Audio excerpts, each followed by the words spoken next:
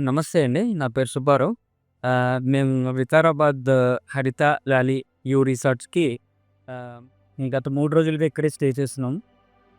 Telangana government నిర్వహించే అనంతగిరిలో నిర్వహించే ఈ హరిత రిసార్ట్స్ ఒక వీకెండ్ డెస్టినేషన్ అని చెప్పొచ్చు.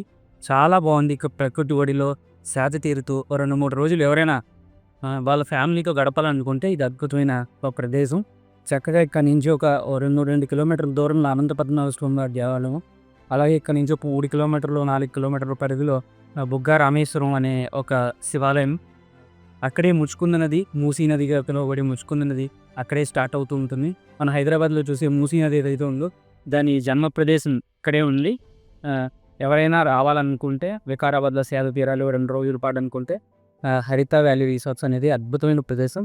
మీరంతా వచ్చి హరిత వ్యాలీ రిసార్ట్స్‌లో ఎంజాయ్ చేస్తారని